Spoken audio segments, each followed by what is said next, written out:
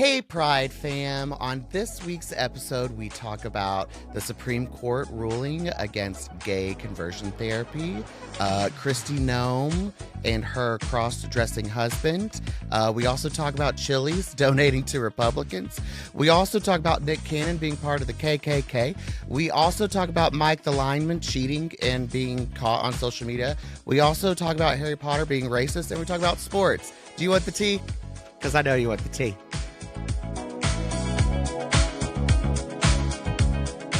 Hello, everyone, and welcome back to a brand new episode of Pride the Podcast. I'm Darrell Anthony. I'm Adam Andrew Rios. I'm Mr. Braden Bradley. And I'm Ashley Mitchell. And welcome to a new day, a new heaven and a new earth.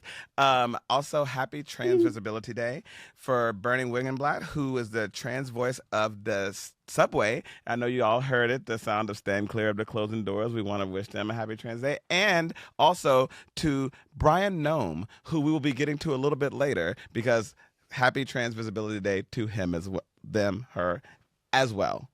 I think they're just a CD, but whatever. We'll be getting into that as well. Also, thank you to Wit Studios, to Kitchen Island Tea, and to Pride the Podcast ourselves, and Rehab Entertainment for bringing us back. So, what's going on, everybody? Oh, just reading all these news that we have here to talk about. We have a bunch of news. If you notice, we have new cards. Thank you so much. And it's going to be a bunch of tea spilling today. So let's get right into it. So pretty. They are so pretty. Special shout out, shout out to Adam Rios for getting these together. For coordinating. Yeah, That's all I do in life is coordinate. That's all you do in life is coordinate. Coordinator. You know. Well, we actually have some really stupid news today. So the Supreme Court conversion therapy ruling. The U.S. Supreme Court has ruled against Colorado's ban on conversion therapy for minors, finding the law likely violates the First Amendment free speech protections. The decision, which sided with a counselor challenging the law, could impact similar bans nationwide and has sparked debate between supporters citing religious freedoms and critics warning of risk to LGBTQ plus youth. So, how do we feel about this? And Braden, I actually want to start with you because you've actually talked about this on the podcast before when we did your birthday episode about your involvement in conversion therapy and what happened. So how do you feel about this? I know this has to hit close to your heart. Well, it's really unfortunate, though. I'm not surprised. What I am surprised about is the state of Colorado it typically leans a little more liberal, a little more blue. So that kind of shocked me that they're coming out with this right-wing decision. But to answer your question about it affecting me, I mean, yeah, I went through conversion therapy my senior year in high school, and it was really bad. And we talked this weekend, I haven't realized that I'm still dealing, I guess, with that. And that was 20 years ago. Yeah. So, unfortunately, these people think that they can use the First Amendment to protect their speech. But what I would love for people to realize is your free speech can cause someone trauma 20 plus years later. So thank you for your free speech. Yeah. Right. I don't know if you guys saw, there was Ebony K. Williams, who was previously on the Housewives of New York. She has a judge court case that she does, like most of them do. And she had a case that came up the other day about this man who had sent his son to conversion therapy, and basically threatened him. He found him kissing his best friend, who was a man. And he said, if you continue this behavior, your mom and I are gonna you have to move out. And so the boy was like, whatever I have to do, I don't want to move out. So he was just like, all right, go to conversion therapy. So he found this therapy, he went to it, and he said the things that they did to him day in and day out, the abuse, the names they called him, I know a lot of people have seen But I'm a Cheerleader, and he's like, it was nothing like that. He said it was really awful. He said, and he had to run away from that, and his dad was suing him for $6,000 because that's how much it cost. He was just like, you took my motherfucker money. Was suing for reparations. And Ebony said, get the fuck out of my court with this nonsense. She said, son, you are loved. You are in his, and the dad was like, I was just joking when I said I was going to throw him out. She said, clearly it wasn't a joke. She said, because you did end up throwing him out after he left conversion therapy and was telling them that he was sick, which is why he wasn't attending. So it's awful that people put their children and stuff in that position, but I believe it's because of misinformation. Adam, what are your thoughts? I thought it was strange that the two of the three liberal judges sided with the conservatives. I was like, Ketanji was the only one that was Dissented. dissented. Yeah. I was like, oh, I figured it would be 6-3, but no, it was 8-1. I said, what the fuck? But I mean, I guess, for them, it was like, we don't have clear, concise, like we need it. I don't, for them, it was like, I don't know. I guess they just didn't have enough for them to rule in favor. I don't know. Maybe what they had was redacted. Maybe. Most likely. Maybe. Actually, what do you think this is going to do to youth? We talked before, like, we wish people were more like your father. Your father's a preacher, and he preaches with love, and he is very accepting of all of your LGBTQ friends. And how do you feel that? Do you feel like the church and people like him can step up and help people understand to lead with love and sympathy and empathy instead of leading with such hatred? Yeah, and I hope that is what all the good Christians and the true any ones, as religion, Braden would it's say. not just it's just right. It's not just Christianity. It's a lot of religions. And I just hope that all of the people that are on the right side of history and have the right mindset will preach even more of that love and acceptance and hopefully that can overpower what is happening. I mean, I know it's not gonna, but like I'm hopeful, and I don't know. I mean, I kind of want to ask you, Braden, like I know you said you're still going through it, but like what steps did you take to get to where you are now? And like maybe that advice could help someone that's about to go into conversion therapy. Yeah. Well, the first step I did was believe them. I thought that I was committing a sin. I mean, we grew up in Texas, especially small town Texas. My family's very religious, went to church Sunday morning, evening, and on Wednesdays I was in the choir. I did the mission trips, blah, blah, blah, blah, blah. Mm-hmm. But the first step was like, okay, I should not live this way because it's wrong. Mm-hmm. And then after, mind you, I had to drive to Dallas, like 2 hours away every Wednesday. So I was like I had to skip school, but the whole school like knew why I was going, whatever. So then I finally I remember sitting in my like Chevy Camaro in the front yard, just like crying, not wanting to be gay because who wants to like live a harder life than one should? Mm-hmm. And then like literally I just felt a weight lifted off of me. And I know this sounds corny, but the Spirit of God, this sounds so corny. The Spirit of God made me realize that he, she, God, they made me this way, and I'm closer to God because I am this way, because I lean on my religion and my spirituality and my relationship with God more to get through hard times, and this is a hard time, and that's what made me get through it, is realizing, oh wait, I'm a true Christian, and if I'm a true Christian and God is cool with this, then I should be cool with myself. But what really gets my blood boiling, what really grinds my gears is this: they're using the First Amendment, which is freedom of speech. They always freedom do that. of press. They always but do what that. about the freedom of thoughts? And what I mean by that is, take me for an example. You can say whatever you want to say because you're protected by the First Amendment. But what you say is going to affect my thoughts. 20 years plus, it's still affecting my thoughts. So why am I having to deal with your freedom of free speech when it's a detriment to my evolving as a human being? Yeah. Unfortunately, that's just not part of we're the just law. okay. Like you can say anything you want, which I do agree with the First Amendment, blah, blah, blah, blah, blah. Yeah. But when it comes That's why to we're here. That's why we can do this. when it comes to someone's mental health and well-being, is it that pretty important? You would think. Yeah.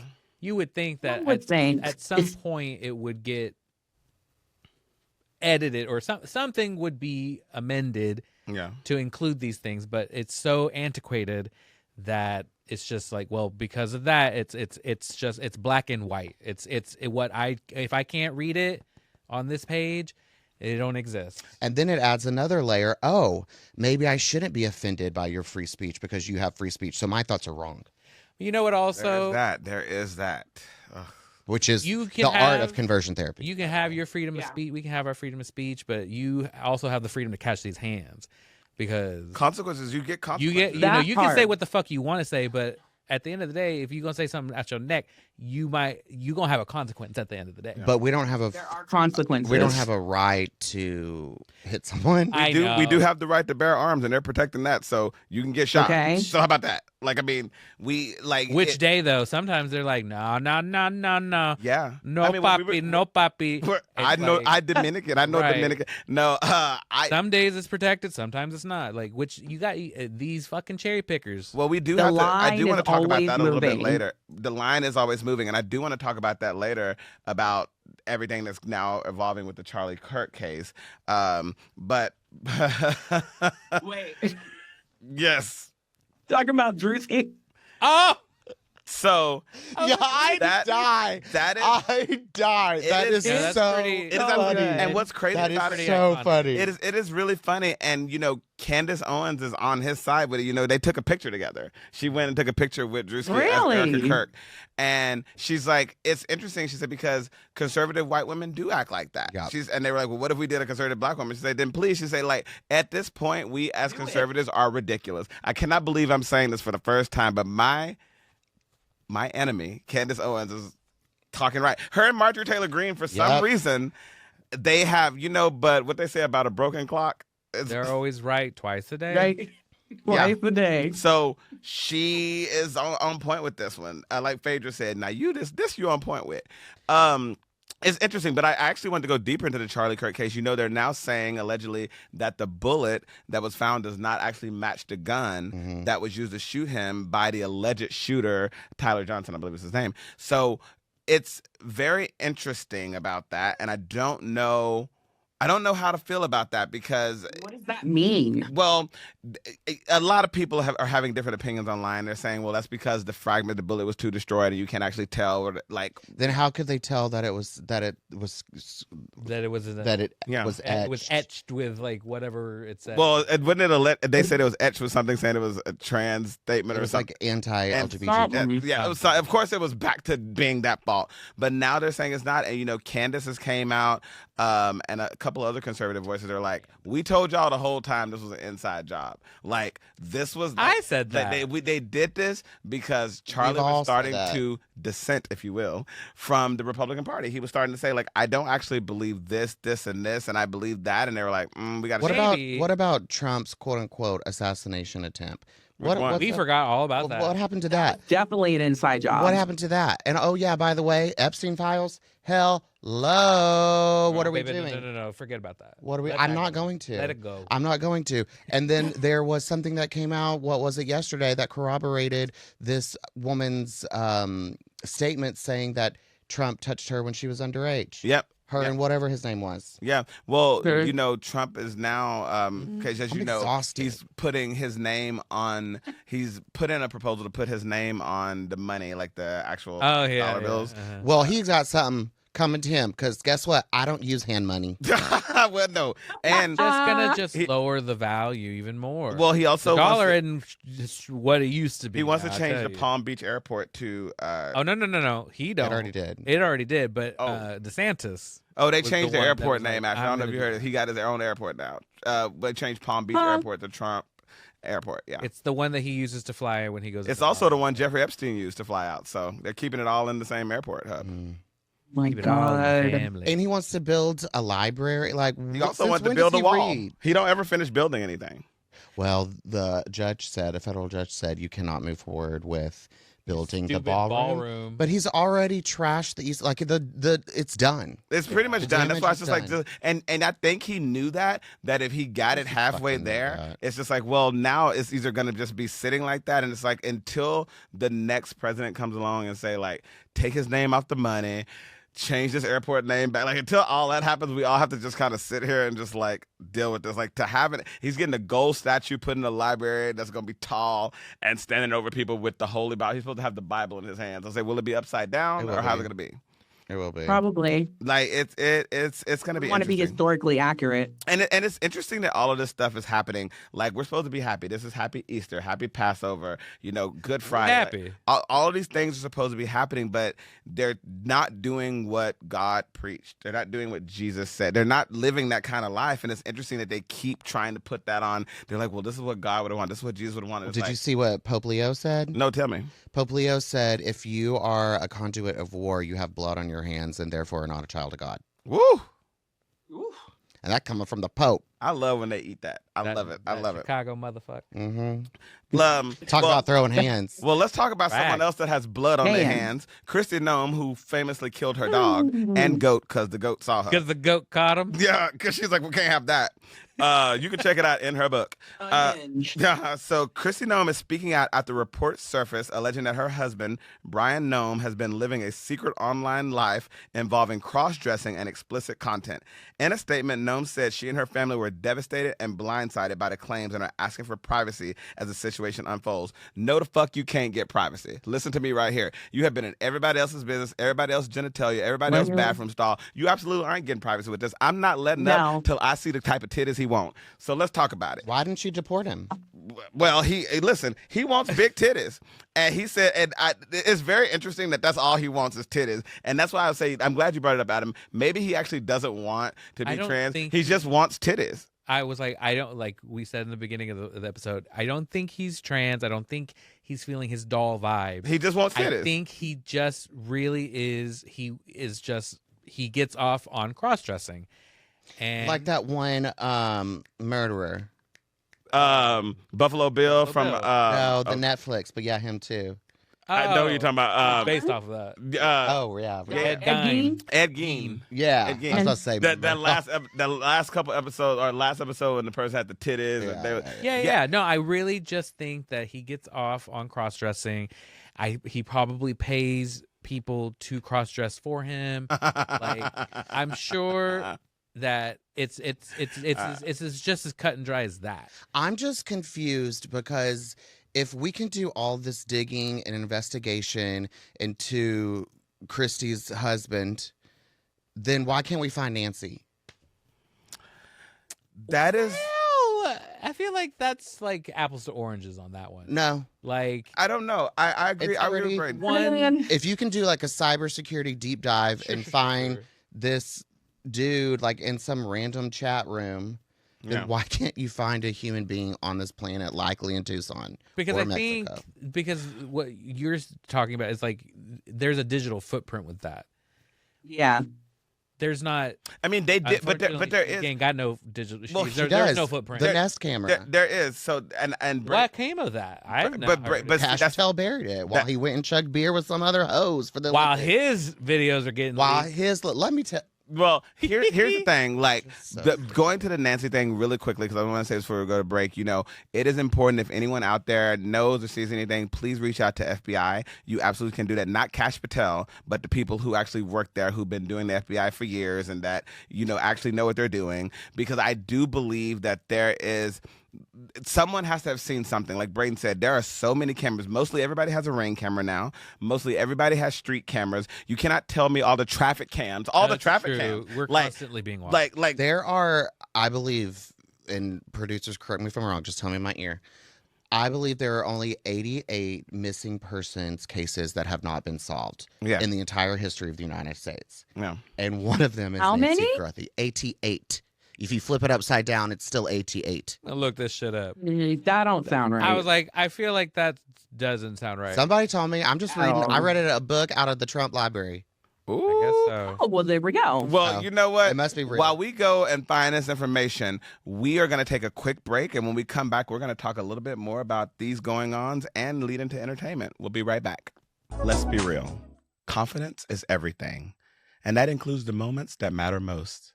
That's why Trojan condoms have your back, or well, everything else. With over a century of trust, Trojan combines quality, reliability, and innovation to keep things safe and satisfying. Because great intimacy starts with confidence, and confidence starts with protection you can count on. So when the moment's right, make sure you're ready. Go with Trojan. Trusted for pleasure, built for protection.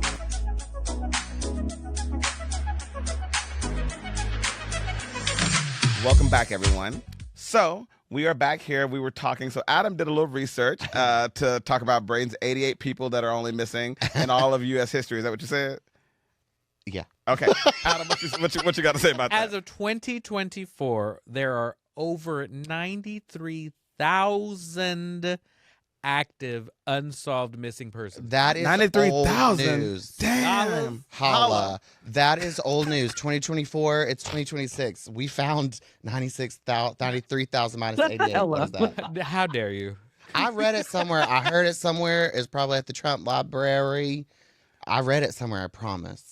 Also, just a legal note. So Brian Noem has not came out as trans, and as of this moment, he has not had any statement on anything. So as of now, only proof that has come out is that he loves being in chat rooms and cross-dressing. Once we get more information on that, we will be discussing that with everyone. Because I can't wait to talk about it. Big old titties. Yeah, and he likes big titties, and he did say in chat room that he wanted them. Yeah. So, But he wasn't. Who doesn't like big tits? What does cross-dressing mean? Because the tits, he wasn't dressed crossly.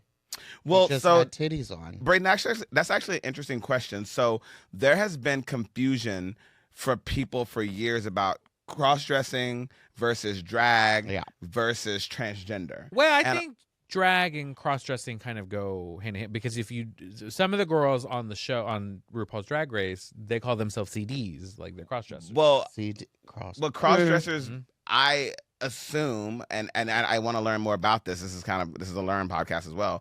Is that they like drag as a job and drag as an art, and they're like, I do drag and I do it and that's it. Sure. Cross-dressing is they go out in daylight, day drag is what I guess they would call it. And they go out in the day and they will go to any place. You know that show that you watched?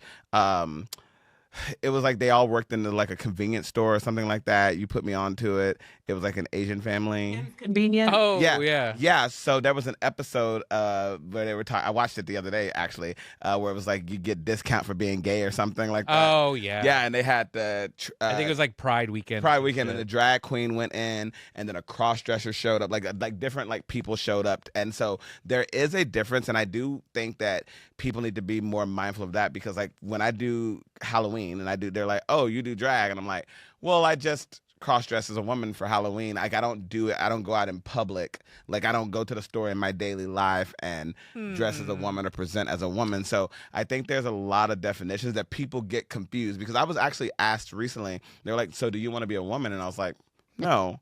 And I think people don't understand. They're like, oh, because I see you have your nails done. And I'm like, oh, that doesn't mean I want to be a woman. But I do understand that people in smaller towns or smaller places that don't know, they're like, they think it all goes the same. Yeah, people who like shoot dogs and stuff. People that shoot dogs. And, you know, it is interesting that, you know, Brian Noem, all of this came out on Trans Visibility Day. So that's very interesting. I think it's dangerous that we can that we compare them. I agree. They're I not the agree. I'm same. saying I think Like, I think it's doing more harm in 100%. trying to compare those because I don't think he is trans. No, I think and he's I'm not- trying to be trans. Absolutely. And it's only hurting the trans fight. Yeah. Well, I think that it's they're setting gonna, it back. and I think And I that think the old point is, Kristie Noem is gonna do her damnedest to use that. well, she and- is. Well, yeah. I mean, that, She well, is that, She's that, already. also cross-dressing as a woman. Have you seen her pre-White House administration? that is Yeah. true. And so, well, so that She that is the looked point. like a. Nope. Nope. We're going. This will be officially our last episode. Yeah.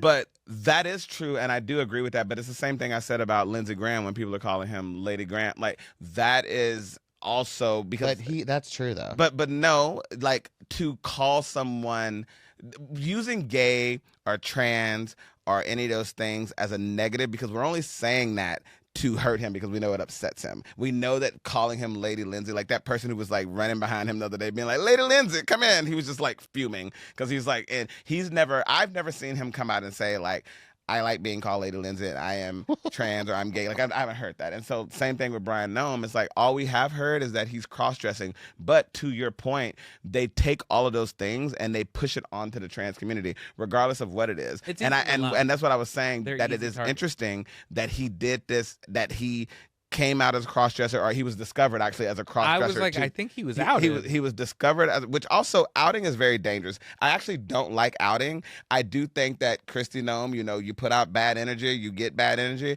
but I do feel bad for Brian Noem, and I'm interested in what he has to say. But what I'm saying is, like, it is interesting that this happened, or he was outed on Trans Visibility Day, which now feeds into what you're saying, that she's going to use this as a way to attack the trans community. Yeah, no, like, I feel like it might, now thinking about it, y'all, it might be a bit of a setup.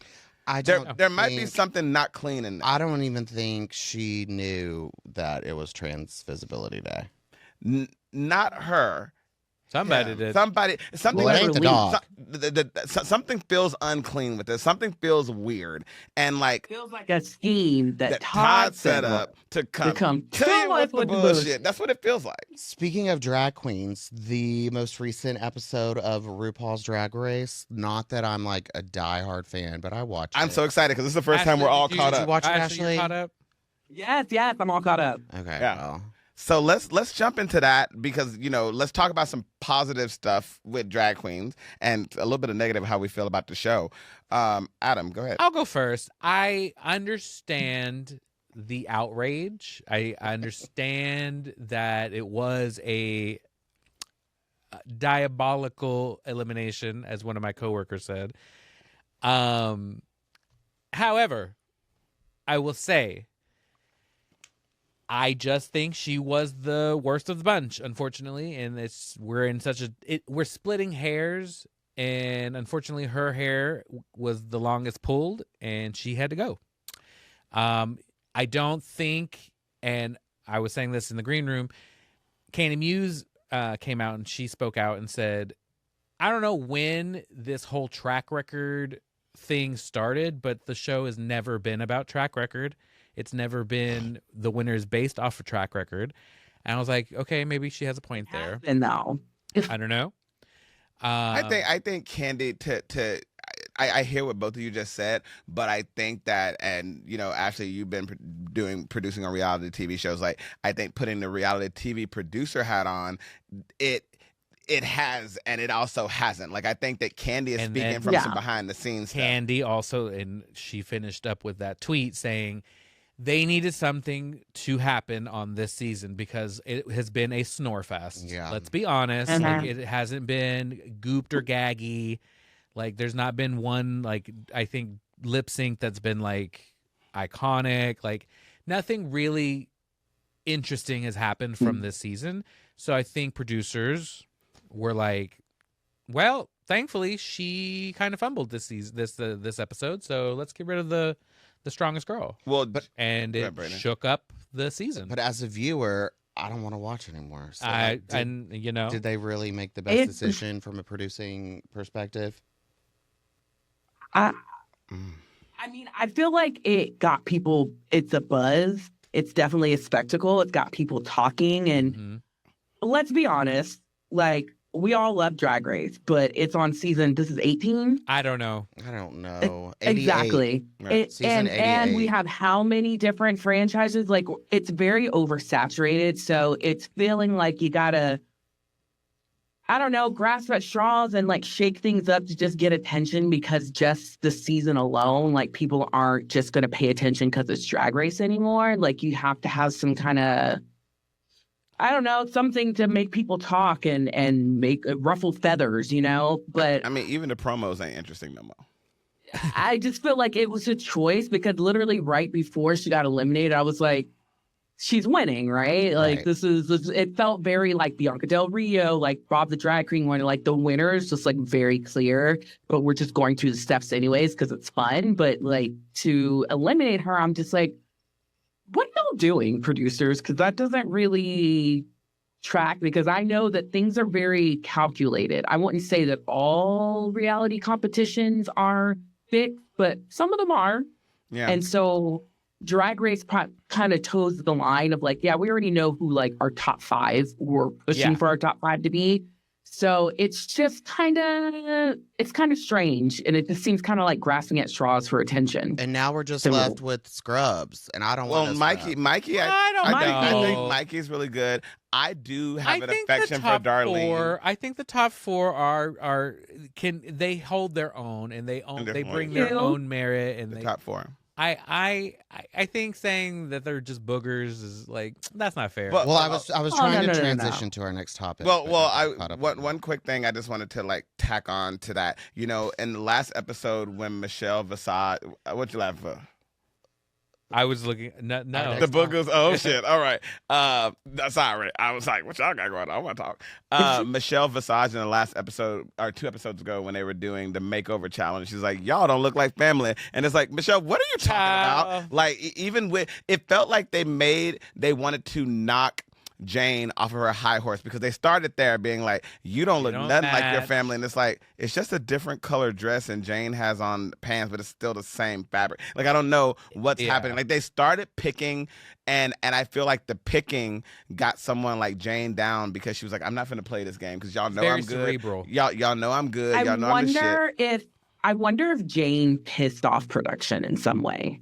Maybe. And or something just happened where like That's what it actually feels she like. can't be our winner. So like we've got to slowly like set the tone that she's going home.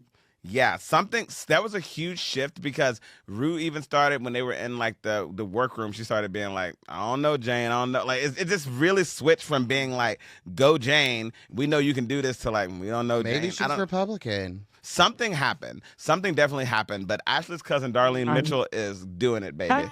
Like she is really doing it. I'm kind of rooting for My her. kinfolk. I think I'm between her and Mikey. I just love Darlene. I have a crush. You really think Darlene could like take the crown? I think Yeah. so because she makes Rue laugh. Yeah. And if you can make She Rue does laugh, make Rue laugh, but I don't think it should be solely on track record, but I don't think track record should not come into play. And if we do bring that into play, like, I don't either. I mean, I would give it to Mikey for sure over Darlene. But listen, we've seen it come down to Rue being like, I don't care how good y'all are, y'all lip sync for me, and whoever lip syncs, that's what I like. So we've seen it in the Sasha finale with Velour. Sasha. You talked about Sasha Velour and Shay. Shay did so well, and they got in the lip sync finale, and Sasha did that, and she's like, Sasha, you win. I'm not saying Sasha was a bad queen at all, but I'm just No, saying, like, if she's amazing. we've been thinking track record, and then Rue has started this thing of, I actually don't care. I want to see y'all lip sync, and that is the one thing that's going to determine all the hard work you put in over all these months. So it's Yeah. almost like, so we just need to watch the finale. So no, Wasn't it Cameron Michaels who was just like, listen, just make sure your lip sync is Yeah. on point and you will go through Drag Race. Yeah. I mean, pretty much, yeah. And that's what we are because we are in a Gen Z type of drag race. It's funny that you mentioned because, like, March Madness is going on. We'll talk about more sports a little bit later, but I just want to touch on this real quick. Miami, Ohio University, they had an undefeated season. They went undefeated, and unfortunately, they were on the bubble to get into the NCAA tournament. Why? Because they didn't play nobody. There's unfortunately their conference schedule and their non-conference schedule was kind of boogered. Unfortunately, it came down to track record, and they were one of the last 4 allowed in. And I think things like this should come down to track record. And Well, if we're gonna stick to track record, I don't know. Go ahead, Ashley. Well, because like in the essence of like you're trying to bring it back to Drag Race, you're trying to find America's Next Drag Superstar, then you want someone who checks off the most boxes. Right. And so Jane checked off most of the boxes, so she slips once and she's gone. That means everybody else is better than her? No. Yeah. So it's like track record does need to come into play if the goal is to find America's Next Drag Superstar. Right. However, I agree with that. I do think also America loves an underdog. They love an Yes. underdog story. And that's why I think Miami, Ohio made it into the tournament because they are the underdogs. Yeah. Yeah, they got their ass whipped in the second round. Like the Clovers. Right. Bring it on. Listen. Everybody loves the Cinderella story. Okay? Everybody does. They really do. And, you know, speaking of track records, you know, a lot of people have been caught off guard by this, but Chilli from TLC is catching heat online after reports surfaced that she's been supporting Donald Trump and donating to Republican platforms. And the internet is divided because fans are like, no, not my no scrubs queen stepping in political controversy like this. Here's the thing. Track record, if you have been looking online and you have been following Chilli for years, she has been like this for a very long time. Let me tell you, Chilli, I remember when someone called her chocolate and she was, we're using the word descending. She was like, I ain't chocolate. I don't say that to me. Like just recently, she was like, I'm caramel. And they were like, what? And she said, I'm caramel with a tan. She said, I'm not chocolate. Like she has said very negative things about when people have said that she was, because they used to say that, oh, you're the dark-skinned girl of the group, Chilli. And she's like, I'm actually not dark-skinned. Like I'm light. Like she has been like this for a long time. She famously is dating Matthew Lawrence. We don't know his political party, so I don't want to like say that she's the way she is because of him, because she was actually this way prior to him. She recently just retweeted a conspiracy theory saying that Michelle Obama was a man, which is what kind of kicked this off and people looking into Chilli. So what does everybody think? What does everybody think about that? I love their skillet queso. I do too. It Although is they so changed the recipe. They did? That's what I've heard. What do you mean? Why? How? I don't know. I think they've changed. They changed the chili of it. Oh no! Yeah. Oh shoot! Darn. I'm not surprised at all, honestly. Like now, when you're saying, when people were like, "You the dark skin of the group" or whatever, was she? That it wasn't. I'm trying to think of like. I mean, so there's T-Boz, there was her, and there was Left Eye. The point is that Chilli was so upset by being labeled as chocolate girl or dark-skinned girl or anything like that, which again, you commenting on people's skin at all you shouldn't be doing that. But she got so upset by that she started making statements about, like the thing that was reposted about Michelle Obama. You know, they said those things about her because she is a darker skinned woman and she has muscular features, and so they were saying that she's a man and all these things. So Chilli fed into that. She did make a statement recently that, you know, she did not agree with everything that Donald Trump was doing and saying, and she was only supporting because she did not want sex trafficking, child trafficking, and she did not want people killed in wars. And so that's why she was... Wait, I'm sorry, what? Well, that's what she said. Yeah. She voted because she didn't want sex trafficking in wars. Yeah. No, she donated to... She thought that this wasn't going to Trump. She thought it was going to sex trafficking and... Yeah. Which is unfortunately... Chilli, my love, it ain't stupid, true. It ain't true because as we can say, nigga, I can see what you tweet. I can see what you donated to. Like I see it. And you didn't chase no waterfalls. You voted for a scrub. Chasing coattails. Like you voted for a scrub and you donated to a scrub. And I would dare say she a scrub. Yeah, I mean. Here's the thing. He made all these moves in public. She donated to his campaign. She liked a bunch of posts from him that are in support of him. She follows like Donald Trump Jr. and Ted Cruz and all of that. And says he's very handsome. Donald Trump Jr. She did say he's very handsome. Yeah, she left a digital footprint. And so for her to try and backpedal and be like, oh no, everything was a mistake, like. And it's like you made all these moves in public and you tried to rebrand it as confusion. It's like, you're not that stupid. Like, you may be a little dumb, but you're not that stupid. Like, I would rather you just own it instead of trying to gaslight everybody. Like, oh, no. It was just, I'm not MAGA. And it's like, you are.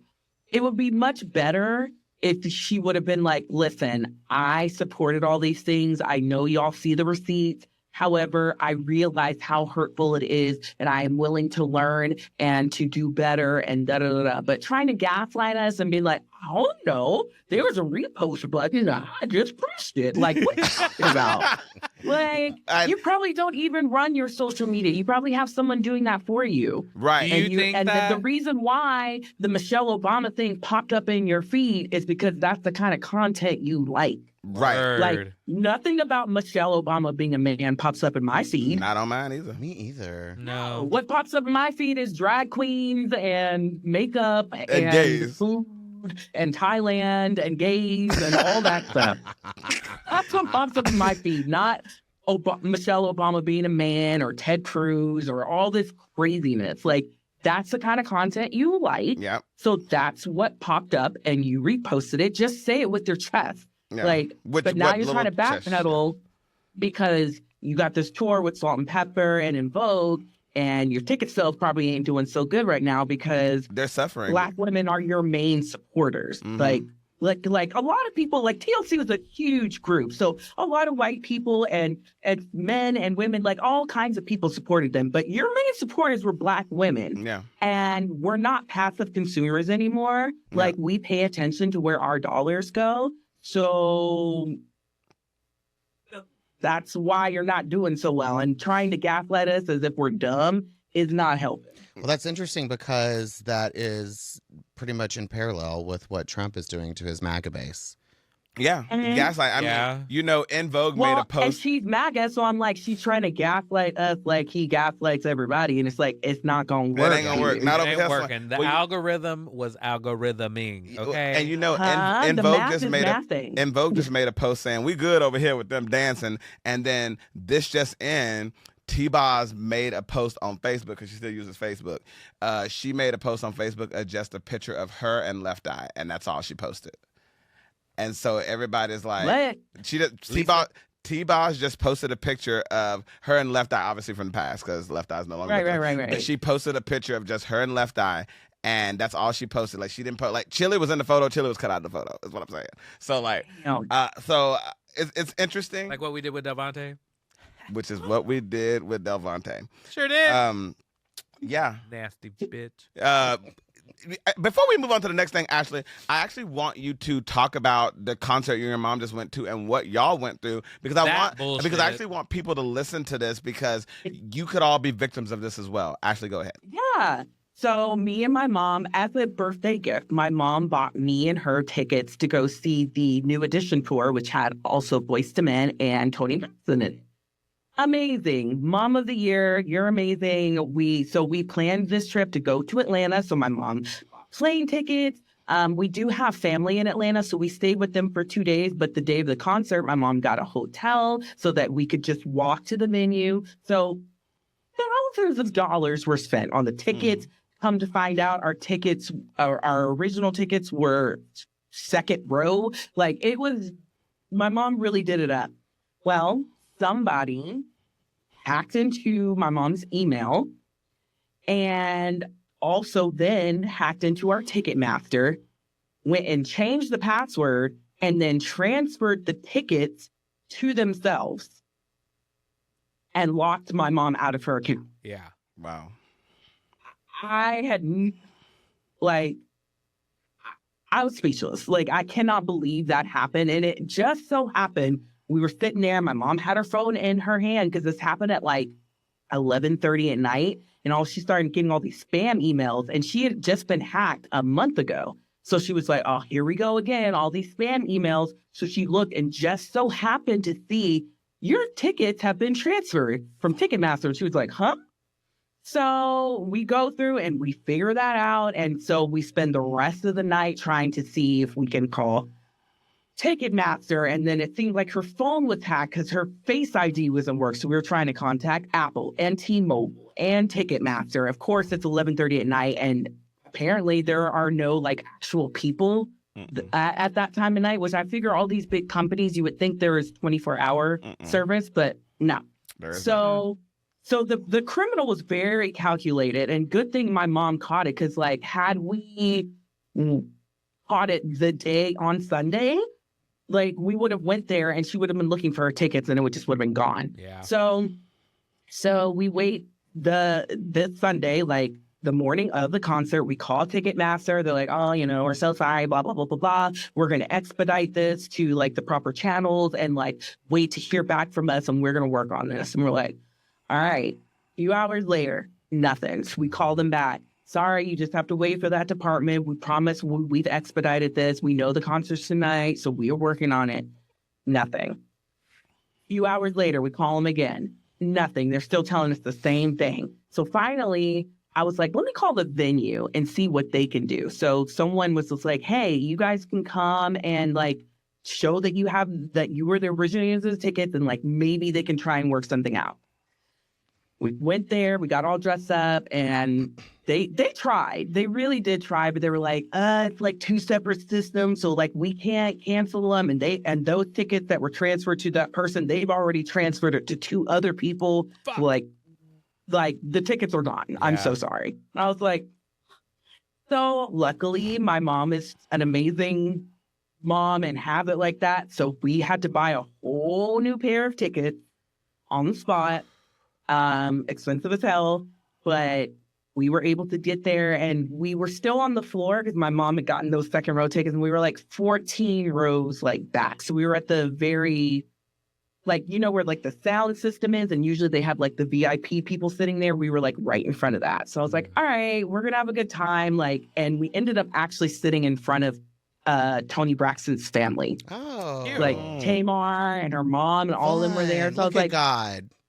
Did I get a picture with them? Because we met Tamar before. Them, it's good enough for us. Yeah. So all of that debacle, it did not deter us. It definitely tested our patience. I tried my best because my mom was so crushed, and she was so, obviously we were both livid, but she was more like sad and like disappointed, and like, she put all this effort into this birthday gift for me, and so I tried to keep the energy. Like as we were driving there, I put on New Edition, and I was like, "We're gonna get there, Mom. Like we're going." But she was like, "I guess this is gonna make me depressed." But the thing, we were able to pull it off, and so we gonna cut Ticketmaster out and give them a good tongue lashing later.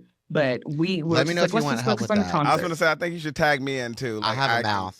If you need. Literally, because I'm like, what is wrong with y'all? Like, I don't understand. Like, this was clearly fraud. Like, every time we told someone the situation, they were like, oh, yeah, that's definitely, like, somebody clearly did that. And I'm like, so why can't you just cancel the tickets and reissue them to us? So their QR code doesn't work or something. Yeah, but I knew that I knew that once that happened, they were going to sell them. But I think the more interesting thing that we need to look into is this is the second hack that has happened to your mom. So yes. I hate to say this, but it's somebody that actually knows her at this point. Like it's somebody that's targeted her specifically. And I'm not gonna say, let me reword it. I don't want to accuse anybody, like not family or something like that, but it's somebody who's targeted her. And a lot of times, a lot of those people come from Meta and Facebook. My mom was targeted like that off of Facebook and had money like taken and like situations like that. So I think what we need to know is using Meta and things like that, we have to be really careful on social media sites such as Facebook. And I know your mom posts on Facebook a lot, and she communicates there a lot,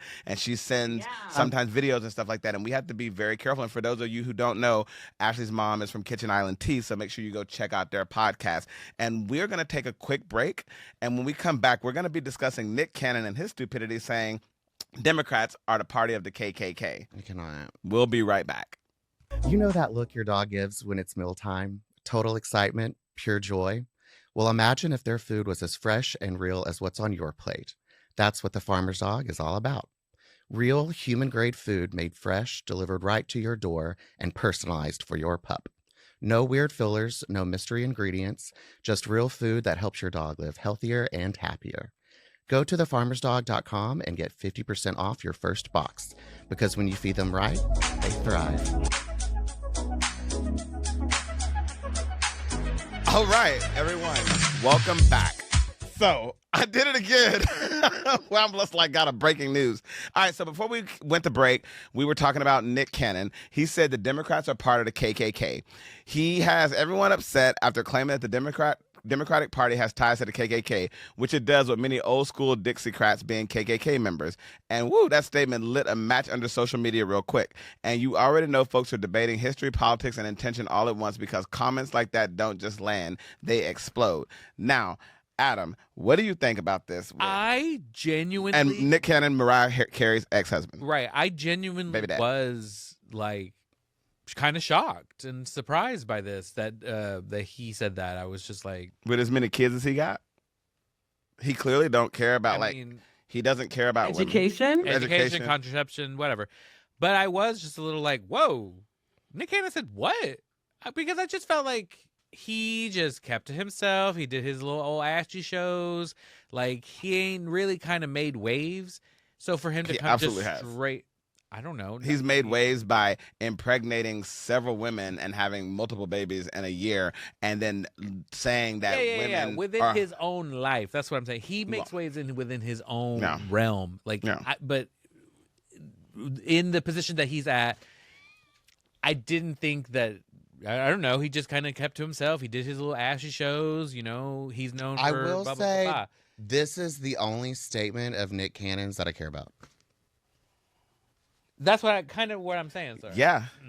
That's but it's like, it came out of left field. Like, right? Why did you feel like you needed to say something? And it was an uneducated statement, meaning that he just stopped the history. Like, oh yeah, the Republicans wanted to free the slaves. But what about what happened after that? Like, clearly the Republicans are not the same. The parties switched. Like, thank you. That, yeah, you stopped midway through the history. Like, he didn't go to history class or health class to learn anything. Also, there were a lot of Republicans back then that were angry at Abraham Lincoln for doing that. Yeah. Absolutely. Yeah. So it's just like, what was the end goal in saying that? Just say, I love Trump and just leave it at that. Chilli, just say, I love Trump and leave it at that. I think people have to. I think what we're getting at, because there's some other things I definitely want to talk about and not give them too much airtime. But I do want to say I think that we as a society, which is why we have Trump in the White House, by the way, have to stop idolizing celebrities, because you put these people, not you, but people, you put these people on a pedestal, and you are always shocked. Ice Cube has done it. Obviously, Snoop Dogg has done things. When Ellen DeGeneres was sitting with Nicki Minaj, you keep putting these people on pedestals and you're let down every time. And I always say, money talks and bullshit walks. You know what I always say? What? You gotta stop putting the pussy on a pedestal. Right, unless you know the pussy's right. That's why my pussy's on the pedestal. Why do you say that? Ashton know what I'm talking about. Nobody else does. Yeah, please inform our viewers. Tell us, Adam.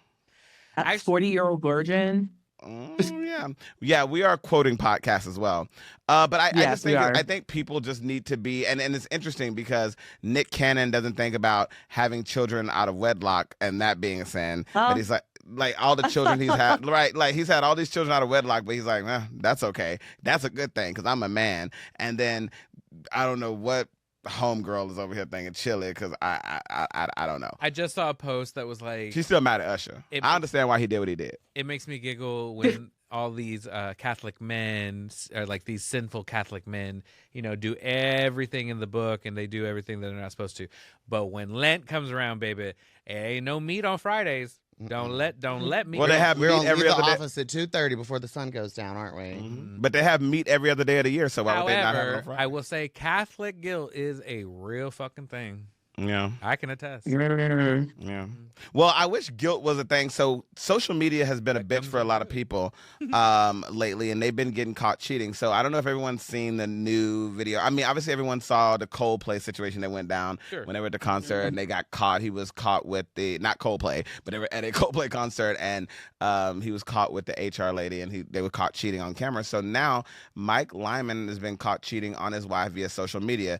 So the internet's doing what it does best by turning one messy moment into a full-blown scandal. After a viral post appeared to expose a married lineman named Mike getting a little too comfortable with someone who is not his wife, and let's just say between TikTok detective and comment section chaos, his wife has allegedly found out in real time, and that part has everybody gagged. Like, she's commented on it. She says she's been married to him for 10 years, and she cannot believe it. And the grandma done commented on that. She said, I can confirm, like, I'm his grandma. We can't believe he's doing this. Now, I do want to say this.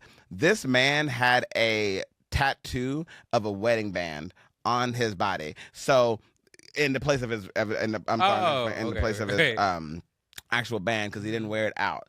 So I just, you know who's married and who's not. Even the way he approached her in the video, you could tell that, like, he was doing something sneaky. In my view, I mean, I watched it and I saw it. I was like, oh yeah, he looks like he's cheating. He looks like he's doing something he shouldn't be doing. Like, he was there with his boys. Yeah. He was up in her face and she was giggling in his face. And like, I feel bad for the wife. I feel bad for the kids. And I just think that we've been speaking about digital footprints this entire podcast. People can find out any and everything you do. They cannot find Nancy, as Braden said, but they can find everything else because it is quite easy to do. Like, people love to cheat via Snapchat. They love to cheat via Instagram. I know for a fact because people have been in my DMs doing this. Can I ask one clarifying question? Yeah. Is his last name Lineman? I don't think so. I think he is a lineman. He's a married lineman. Yeah. Okay. Yeah. I was just confused. Yeah. Because that's quite a coincidence if his last name was Lineman, because he is a lineman. Yeah, that would have been great. And that's like the football, the men on the line. Yeah. So what do y'all think about, I mean, obviously we think cheating is bad, but what do you think about this new wave of everyone getting caught via social media, getting caught stupidly too? Again, cheating is bad. We don't stand for cheating, but it almost feels like these people want to get caught. No? What do you think, Brayden? Well, you know how I feel about social media. I just despise it. But if it does good in the world, like exposing Mike Lineman, Mike the lineman, for cheating, then I think it's good. But I just put your phones down, but also don't cheat. It's really not that hard. Yeah, I agree. I'm just like, why don't you just be single? Like, I don't understand the like excessive cheating. Right, like, aren't you exhausted? Lifestyle. Aren't you tired? Like, aren't you tired? Listen, it is a lot of work. Yes. I feel like, to cheat. Like, I don't understand. Like, I saw on social media people are now using the Notes app to cheat. Ashley, tell me about this. Ashley, tell them, inform everybody. This is crazy. They will. So you will, whoever you're cheating with, you will share a note with each other and then lock it so that if someone goes through your phone, you still can't get to the note, and you communicate that way. Yeah, because you share a note and y'all can see the edits. Yep. Wow. I know. I was like, that's crazy. I hope I didn't give anybody any ideas right now. Well, I probably did. Why? I've never heard what of if that. I'm dating someone that has an Android? Like, people are, I mean, that I don't know. Are they like automatically, secure then, you're not attracted to someone if they have an Android because you can't share your notes? Well, I mean, but there's so many things. There's Signal that people use to cheat on. There's Snapchat that people use to cheat on. There's all of these apps now. And listen, it's a lot of work. It's a lot of work. But people do, on WhatsApp, you can do disappearing messages after 24 hours. People will be like, you know what? Let's get rid of this in 24 hours. Anytime I go to a bar and I meet a guy who is presenting as straight, maybe down low, maybe whatever, whenever the first thing he asks me is, you got a Snapchat? I already know what a night and the conversation's going. Because what you're trying to do, because you don't want my, first of all, it's already crazy what you asking me, can you get my number? Because I'm clearly a gay man. So old school. It is, but I'm clearly a gay man, and like, listen, I'm a big flirt. So if you're asking me for my number, that's already crossing the line. But you know, like, that's too much of a digital footprint. Let me ask him for Snapchat, because as soon as you get my Snapchat, I'm gonna see a picture now later. It'll be about 3 a.m. Yo, what about your O's? And then I'm gonna get, after that, it's gonna be like calling me FaceTiming from Snapchat, because they can do that now. And then they're like, oh, here's a dick pic. I know how it goes. I know how it goes down. And I think that, like Ashley said, be single, but there is the line of people not knowing the difference between cheating and open relationships. I mean, people aren't dumb, but there's a thin line with the open relationships and the polyamorous relationships. I definitely want to have two friends of mine who are polyamorous to come on and talk about this, because I think it's very interesting when you're dating several people, because like one thing I think we all share, like I'm a very jealous person. I'm very, very jealous. And I don't know if I go out to the bar and I see the guy that I think is cute kiss somebody else, I immediately lose interest because I was like, I saw him kiss somebody else. I don't know. That's weird. It's so strange that you bring this up, because I just recently discovered that this couple that I follow on Instagram are poly. Oh, well. And he has an entire like harem of trio, a harem of bitches. Yeah. That they all work together. They all like go dance together at Bullet Bar in North Hollywood. It's a good fucking bar. Anyway, it just reminds me of like Osama bin Laden and his 20 wives. Yeah, I mean, so like, is that what we're doing? I don't know. I think maybe if people were more open to polyamory, open to open relationships, open to thruples, then like maybe we can cut down on the like Snapchat. deception and lies. Yeah. Like there are clearly a lot of people who don't want to be with just one person, but that doesn't mean they don't care about said person. So I don't know. Obviously, societally, that's not like the norm, so people shun away from it. But I'm like, maybe if we just embrace that, there would be a lot less heartache. Well, you know what I read about is people are saying that, you know, if a couple is together, one person in the relationship might want to have sex more than that, because a lot of these situations, sometimes it's about sex, sometimes it's about comfort, sometimes it's about I can do something with someone else that I cannot do with the person I'm with most of the time. So it's like, I love said person, but I don't want to have sex every single day, and my significant other wants to have sex every day. Or they're like, hey, I like going, I know this sounds crazy, but I like going and watching scary movies. My significant other does not. I want to go with someone else. Like, I know that sounds crazy, but no. Go ahead, Ashley. Sorry.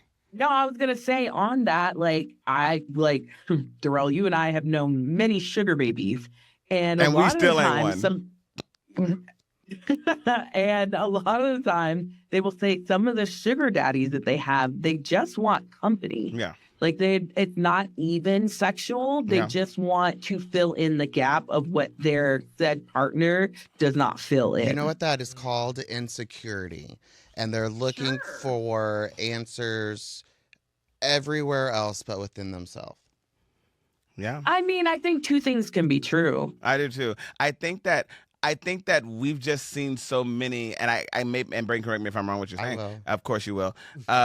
There are so many people who have abused or not completely done the whole open relationship or polygamy, like polyamorous thing, right? Where it just comes across as, oh, so you're just lying, you're just doing this, and these people are getting caught on camera, and sometimes they're getting set up. Like sometimes they're like, so I don't necessarily believe in setting up and going back to the outing of things. I don't think that that's okay.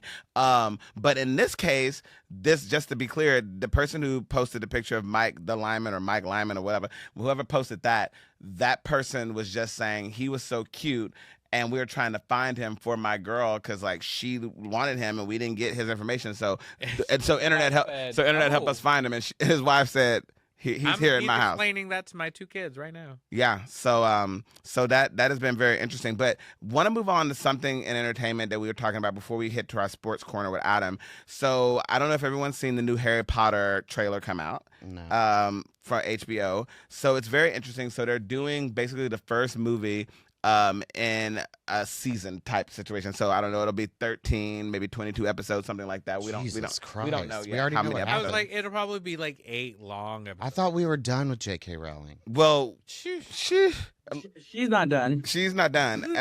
In fact, whatever. I don't know. So a lot of people are upset about the race swapping in Harry Potter because I don't know if everyone should have seen the original probably, but Snape's character in the original, he was bullied by the Marauders, and he was beat and hung upside down by a tree. Is that correct, Ashley? Because I know you're more of a Harry Potter lore. Like, yes, in the lore of Snape, he is bullied by Harry's father and his other two friends, and there is a scene where they bully Snape and hang him upside down by a tree and pull his pants down. And yeah, that They'd is have the to scene. pull his pants up if he was hanging down.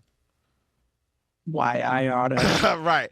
So now I think I remember that in the book. So Snape now is being Nerd. played by a black man. Mhm. Papa Essedu Yeah. is playing the role, and so the internet is ablaze because they're like, "Wait a minute, what's happening here? Because are we still gonna do that same scene of these white boys beating Snape up and hanging him in a tree?" And pulling his pants down. Are we still doing that? And then now we're gonna have Snape shown as bullying these 3 young white kids and to get revenge for them hanging him in a tree. Like, what are we actually gonna do with that? Like, are we gonna change the direction of Snape's character? Are we just gonna cut that scene? Because I feel like I don't know if everyone's ready to see that. Are we doing a more genuine to the book novel like series, or Well, is it? see, It seems like yes. well, I mean, I guess because they have more time to tell more of the story, so they won't have to cut so much. Right. But I mean, that is what a lot of people are discussing now. It's like, are you going to make the necessary changes that would need to be made if you're going to make Snape a black character? Because the character already in itself is very complicated and hard for people to understand because, I mean, essentially, he's bullied by Harry and his friends. I mean, Harry's dad and his friends and his youth. He's in love with Harry's mom. And, you know, all this because he was bullied and because he can't have her, he ends up turning to like the dark side, Voldemort's side.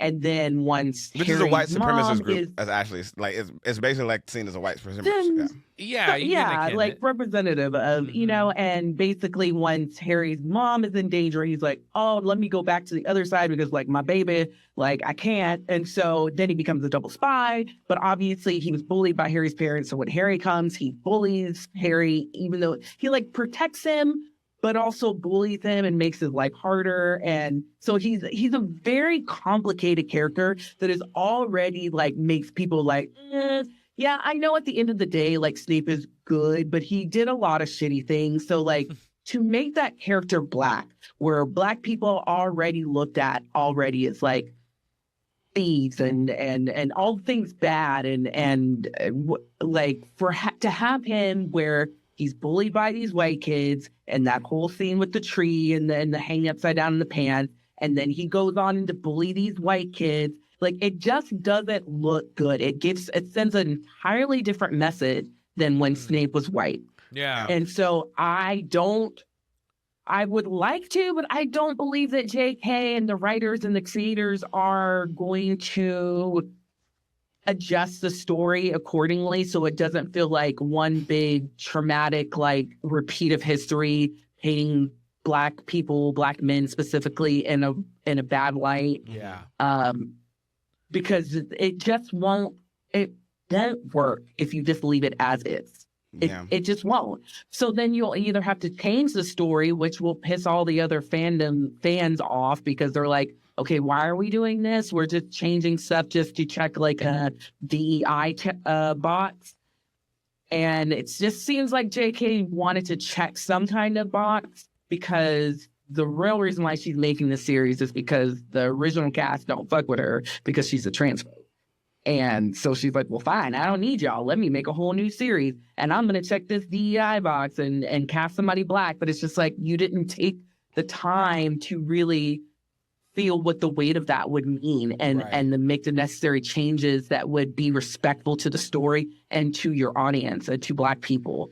I don't think she's doing that. And so it's just going to be messy and it's going to be, I don't have the confidence that they're going to do the right thing. I slightly do. I actually think that this could come out really good. I do think that it's going to be tough. I think it's going to be tough to watch, but if it's done in a way where it can teach a lesson to people, I think it can be good. But I think that, as far as I know, just to be clear, I don't think J.K. Rowling is right. I think she's just the EP on this, or producer. Like, I don't think that she is in the writer's room. I don't think she's doing any of the writing. I think she still has final say. Yeah, I mean, I think we I definitely want to check on all that, because I don't know. Something about it makes me feel like that I agree with everything Ashley's saying, but there's a part of me that's like, maybe maybe something. But when you put these characters, or when someone black is against someone white, it just really hits different,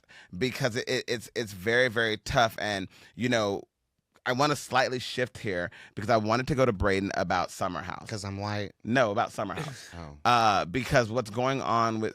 Braden's very well known about Summer House, and, I don't know a lot about it, but today online, it has been exploding with Sierra, who we watched in Traders, actually. She was in Traders. She and Amanda were best friends. I'm correct so far? That they That's were what they say. Yeah, they said they were best friends, and Sierra was dating someone named Wes. They've had this on and off situation. Wes Wilson, I believe, is his name.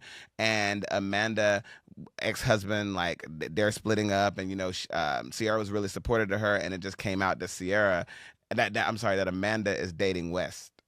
And they're basically having a Scandival situation again. And a lot of people are saying the same thing about this, that it feels heavy because Sierra's black and Wes is white, and so is Amanda, and it just feels really, really messy. Braden, can you give us all like a quick synopsis before we go into sports of kind of what's going on? I mean, you just said it. I was like, hit it on the head? Just Yeah, did. I didn't know that. That was it. Is Wes from? Wait, is when you say Wes, for some reason I go to like real world, like real world road rules. Wes. Okay. Is that Oh same my Wes? goodness. I guess I don't think so. Okay, because never mind then. That was 25 years old. I don't know. That's this still a one thing, but this one is young. This is young, so that person should be in their our age. And his name is West, as an West. opposite of East. Oh, Wes. West Wilson. Yeah. Oh, I heard Wes. Yeah, Yes. I know it's confusing, but I will not lie. Like I'm watching the season as it's You're in like real rolling time, out. right? I'm almost in real time, I think. Okay. But there's also another character, Jesse, who had feelings for Sierra. Anyway, long story short, in the back of my mind, it's like, oh, you're not acting on these because she's black.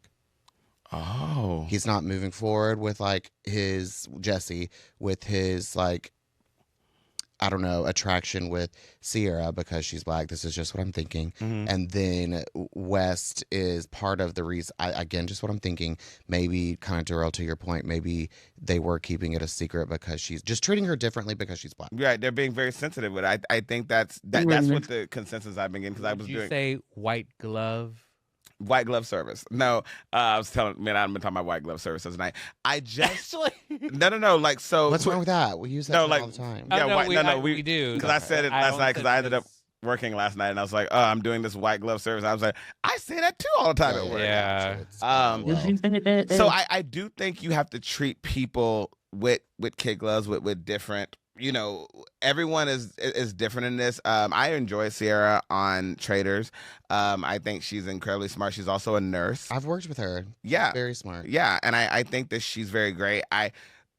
I'm very shocked because I don't think West is attractive at all. But again, different strokes for different folks, so can't knock anyone's there. Like, if he cute to her, he's cute to that. I think the biggest thing is like these reality shows, when you are hurting your friend.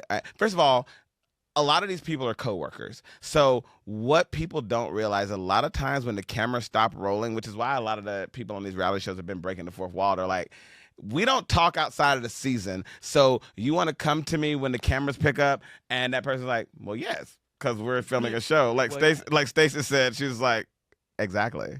Like that we're filming a show. And I think for fans of the show, they are taking a lot of offense to those things because, we watch these shows escape because it's like, I want to see someone else's messy life. And what you have to realize is a lot of it is manufactured, and a lot of these people don't see each other outside of filming.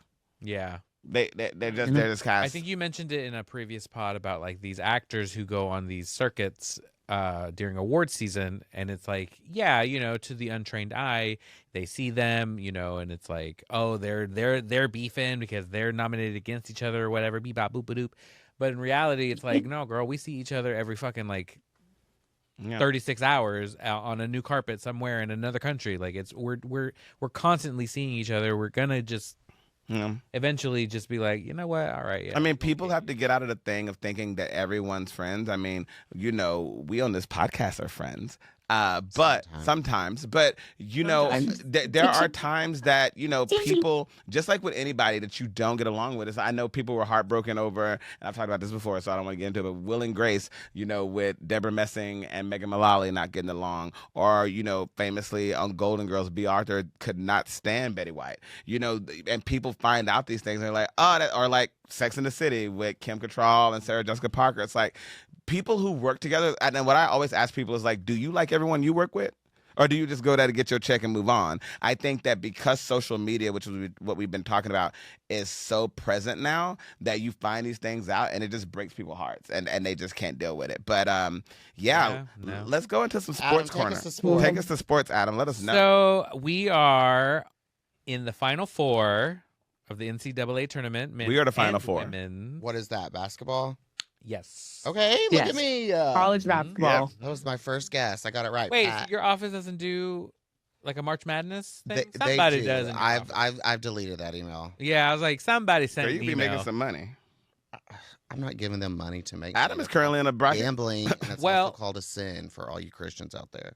For my drag race thing, I'm currently in third place right now. I did put in $20 for that, which I was like, that's fucking steep. But whatever. For this NCAA March Madness, we were like, we shouldn't take money because we probably anyway. What are you, ICE now, taking TSA's paycheck? For doing That's a whole. They just I be would standing say around. when I was at the Atlanta airport, seeing the ICE agents was very jarring. It is jarring. Sure. I'm Yeah. just, Braden don't need to travel at all because your mouth. Because if you see split. one, if you see an ICE agent and they say, "I want to be with you," though, because if Braden sees an Where's ICE, your ID? that's exactly what you're gonna. I Where's knew your that's what birth you were gonna say. certificate? Are you of age? Are you young? Because if you are, I'll fuck you. The president does. When Mikey Meeks, when she was like, when RuPaul was like, "Can I see your Let's license go. and I'm gonna book a registration?" plane ticket tomorrow. She's like, "I'm a cop," and she's like, "Are you? Are you?" Mikey was really funny. Like hers was really actually Yeah. really fucking good. shit. Yeah. Shit. I'm Anyway, nervous. sports. Yeah, go back at him. Anyway, yeah. So, Final Four: the men's University of Michigan, UConn, Arizona, and Illinois are in the Final Four. And for the women, it's a battle of number 1 seeds between UConn and South Carolina and UCLA and UT Austin. What does battle of number 1 seed They are each mean? number 1 seeds in their in their tournament bracket. What So is why each- seeds? There are 4 sections of a bracket. Yes. There's a 1 seed and a 1 through 16. And there are 16 teams in each side of this bracket. Why is it a seed though? As Your in num- something that you sow? That's just what that's called. You're seeded number 1 in tennis. It's like Serena Williams was number 1 seed for however many weeks she was. I I don't know why it's called I seed, don't either. but that's just your number 1 seed. I Why love don't you this. call it I love this. This is great. spot or place? Like why a seed? They're not. Yeah, growing. yeah. It's essentially that's what it is. You're the number 1 Spot. spot It's easier to in say spot. in this bracket. So let's just say spot. I don't know. Okay, so we're Anyway. done. We're done with seeds. Yeah. So in the women's bracket, the Spot. final 4 are number 1s Spot. of their bracket. Mm-hmm. Okay, great. Yeah. And so it's a matchup. It's a rematch between UConn and South Carolina. Okay. Last year they were in the championship. This year they're in the Final Four, like semifinal. I heard the women are doing really good. I mean, I did watch a game with you the other night, and then a couple nights before that too, like basketball. Basketball. Yeah, and I think I've enjoyed it. Like I see people, and I keep saying I want to go to a basketball game, but I want to do it in the South where they have Frito pie I want and to go to a high school. Now, if the band is there, I'm Yeah. all about it. Yeah. If they got You bands know- in the stands. Yeah. I want to be there for the drums. For at least like something close by, St. John's University. What's that? St. John's University. I know the disciple. They're in John. the Big East Conference. He was And so Jesus' cousin. I went to one of their games against UConn because UConn is in the Big East. Anyway. Okay, it's Connecticut, right? Right. So I went and I texted Jarrell. I was like, "This feels like a high school game. Like their gym is very small. Did they have a band? They had a band. Yes. And they had a concession stand. Did I go? I didn't. But I was like, that's kind of like a nice stepping stone between coming from like Oakwood or Hallsville, where it's like we can get a Frito pie. Do you know in the third quarter when the band takes off for a break? You know, the third quarter, third spot, third quarter break, whatever. Depends, I guess, what game you're playing. But I used to go sit with the band in third quarter because they were fun.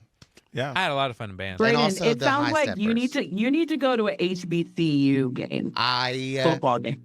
am looking that for would a be husband. fucking lit. I'm looking for a husband. I think we might all. I think us. Let me tell you something. I think if we all went to a HBCU, I might go back to school. We would get caught the fuck up. We would get in so much because we would end up going to some after party at somebody's house. Brayden end up screaming my name on 9th Avenue. I'll end up with a phone dying. Like we'll end up.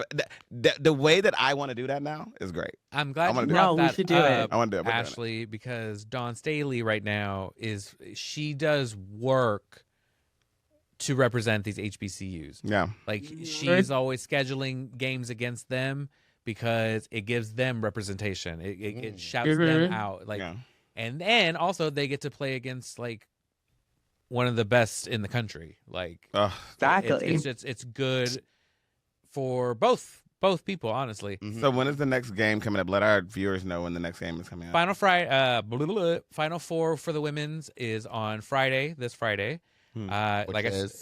That's Good Friday. Well, I'm not. Yeah, Good Friday. I know their championship is on Easter Sunday. Why do they hate Christians? I don't know, but yeah, the women's championship game is on Easter Sunday. Christians don't like themselves, are the ones that are presenting for Trump. I tried to converge myself during therapy. Converge. Since we're still on sports, real quick. I do want to talk about the Duke University. So. I don't know if anybody saw, maybe you did. Duke and UConn were in the Elite Eight against each other. Duke led as much as almost, I think it was like 19 points at one point, and UConn ended up coming back to win in the final seconds of the game. Wait, I think I did see that. You probably saw it. Because it did make headlines. It made morning TV.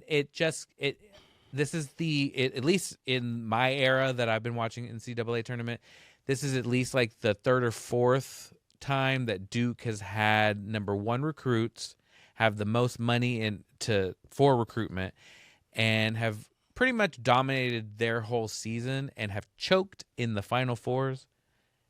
This is like the third or fourth time that I've seen this happen. Do you think it comes down because they focus solely on their talented freshmen?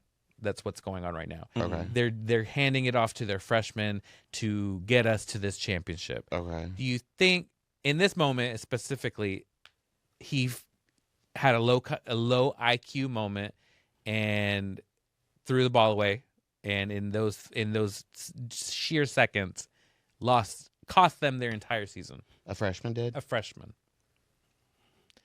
Like that time at one act play. Do you think it comes down to that or the coaching? And having who do you? Why didn't you just say timeout? All he had to do, right? Hold the ball. No, they were out of timeouts. All he had to do was hold the ball, and he was going to get fouled, and he would go to the free throw line. I'm pretty sure a freshman would know all that because you've probably been playing this sport for like all your life. A very long time. Therefore, that's why you're in this game. So I think he just got over cocky. Not that I even care. It's Duke University. Okay, great. It's one of the most. I'm Duchess. I don't fucking care. But I think he got a little over coffee.